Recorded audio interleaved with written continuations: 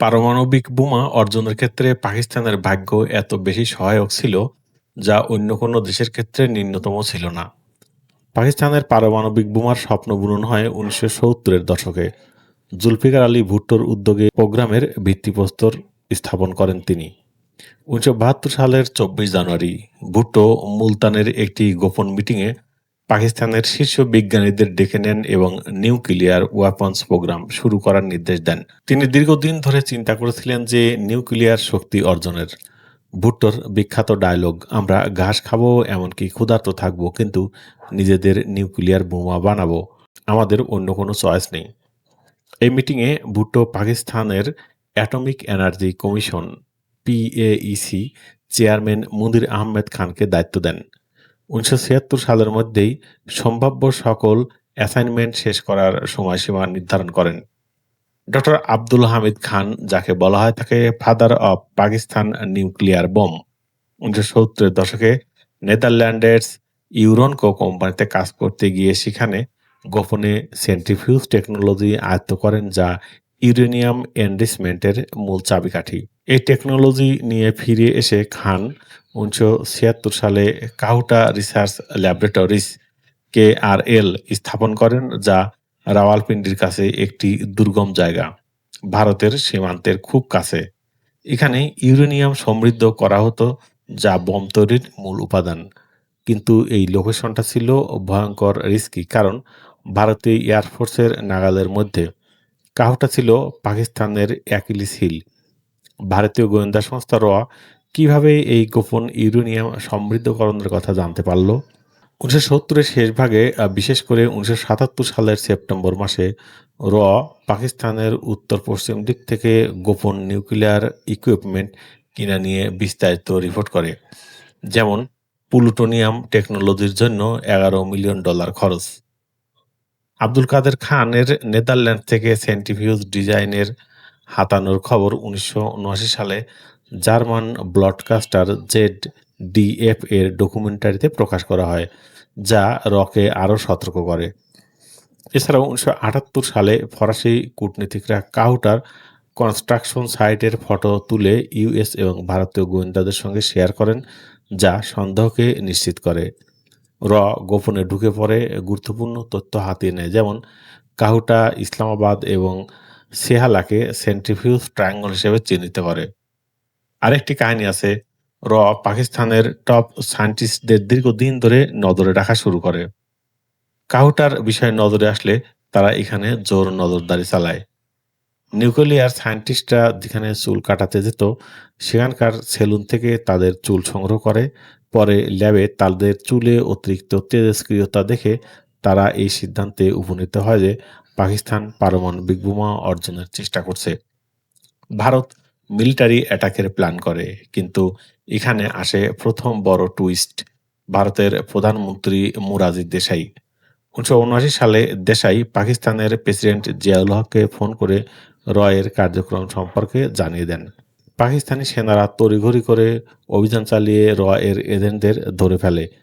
দেশাইয়ের এই বিশ্বাসঘাতকতা, কেউ বলেন শান্তির জন্য, আবার কেউ বলেন ব্যক্তিগত কারণে, পাকিস্তানের প্রোগ্রামকে বাঁচিয়ে দেয়। এরপর দেশাই ইসরায়েলের 1977 সালের একটা প্রপোজাল রিজেক্ট করেন। সেখানে ইসরায়েল কাহুটা অ্যাটাকের জন্য ভারতের সাথে জয়েন্ট অপারেশন চায়। বলা হয় থাকে মোররাজি দক্ষিণ এশিয়ার উদারপন্থার কারণে সামরিক সংঘাত এড়িয়ে চলার সিদ্ধান্ত নেন। ভুট্টো লিডারশিপে এই প্রজেক্ট 1974 থেকে 1983 সাল পর্যন্ত চলে। পরে জিয়াউল হক মিলিটারি অ্যাডমিনিস্ট্রেশনে 1979 সালে সোভিয়েত ইউনিয়ন আফগানিস্তান আক্রমণ করে। এটা পাকিস্তানের জন্য একটা গোল্ডেন অপরচুনিটি। আমেরিকা সোভিয়েতকে হারাতে চায়, তবে পাকিস্তানি আর্মি হয়ে ওঠে তাদের প্রধান পার্টনার। বিনিময়ে 40টা F-16 ফাইটার জেট। এই জেটগুলো কাহুটাকে প্রজেক্ট করার জন্য পারফেক্ট। ভারতের যে কোনো অ্যাটাক রুখে দিতে পারে। পাকিস্তানের প্রেসিডেন্ট জিয়াউল হক বলেছিলেন, আমরা ঘাস খেয়ে থাকবো, কিন্তু বোম বানাবো। এই F-16 প্যাকেজটা ছিল তাদের শিল্ড। আমেরিকা জানতো পাকিস্তানের নিউক্লিয়ার প্রোগ্রাম, কিন্তু আফগান যুদ্ধের জন্য চোখ বুজে রাখে তারা। পরবর্তীতে 1990 সালে প্রেসলার অ্যামেন্ডমেন্ট দিয়ে আমেরিকা পাকিস্তানকে সামরিক সাহায্য বন্ধ ঘোষণা করে, কিন্তু ততদিনে অনেক দেরি হয়ে গেছে। ভাগ্যের খেলা, তাই না? ইসরায়েলের প্রধানমন্ত্রী মেনাচেম বেগিন ১৯৭৯ সালে ব্রিটিশ প্রধানমন্ত্রী মার্গারেট থ্যাচারকে লেটার লেখেন, পাকিস্তানের অ্যাটম বোমকে মর্টার ডেঞ্জার বলে সতর্ক করেন। বেগিন ফ্রান্স এবং ওয়েস্ট জার্মানির লিডারদেরকেও একই লেটার পাঠান, কিন্তু ডিপ্লোমেসি না চলায় ইসরায়েল অ্যাকশন নেয়। ১৯৭৯ থেকে ৮১ সালে মোসাদ আব্দুল কাদের খানের ইউরোপীয় সাপ্লায়ারদের উপর বোম অ্যাটাক চালায়, যেমন ফ্রান্সে একটা কোম্পানি অফিস ধ্বংস করে, এমনকি আব্দুল কাদের খানকে অ্যাসোসিনেট করার চেষ্টা করে বিষ দিয়ে বা বোম দিয়ে, কিন্তু খান বেঁচে যান। ১৯৮১ সালে ইসরায়েলি এয়ারফোর্স ইরাকের ওসিরাক নিউক্লিয়ার রিয়েক্টর অ্যাটাক করে, পুরো ধ্বংস করে দেয় কোনো লস বা বাধা ছাড়াই। এটা থেকে অনুপ্রাণিত হয় ভারত। কেন? ইসরায়েলের ভয় ছিল ইসলামী দেশের হাতে অ্যাটম বোম, এবং তা যদি লিবিয়া বা অন্য কোনো আরব দেশগুলোর হাতে পড়ে তাহলে ইসরায়েলের অস্তিত্ব বিপন্ন। ১৯৭৯ থেকে ১৯৮৩ সালে ইসরায়েল আর ভারত জয়েন্ট প্ল্যান করে। ইসরায়েল F-16 এবং F-15 জেটগুলো ভারতের জামনগর এয়ারবেস থেকে উড়বে, উধমপুরে রিফুয়েল করবে আর কাহুটায় বোমা ফেলবে। ভারতীয় জাগুয়ার জেটগুলো সাপোর্ট দেবে। ভারতের মিলিটারি অফিসারেরা ইসরায়েলে গিয়ে ইলেকট্রনিক্স ওয়ারফেয়ার ইকুইপমেন্ট কেনে। ইন্দিরা গান্ধী দুবার অ্যাপ্রুভ করেন, কিন্তু আমেরিকার চাপে ব্যাক আউট করেন। আমেরিকা বলে, যদি অ্যাটাক করো আমরা পাকিস্তানের সাইড নেব। সিআইএ পাকিস্তানকে টিপ অফ দেয় আর প্ল্যান ফেল হয়।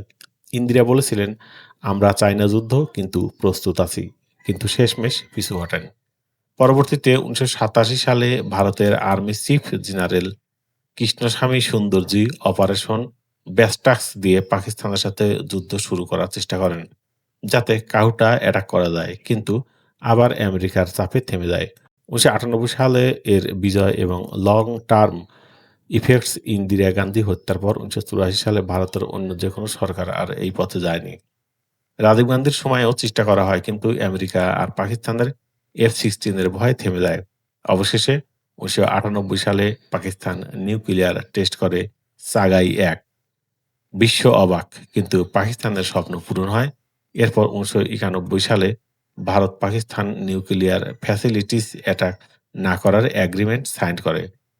এটা শুধু টেকনোলজির জয় নয়, ডিপ্লোমেসি, স্পাই গেম, অ্যাসোসিনেশন অ্যাটেম্পটস আর ভাগ্যের খেলা।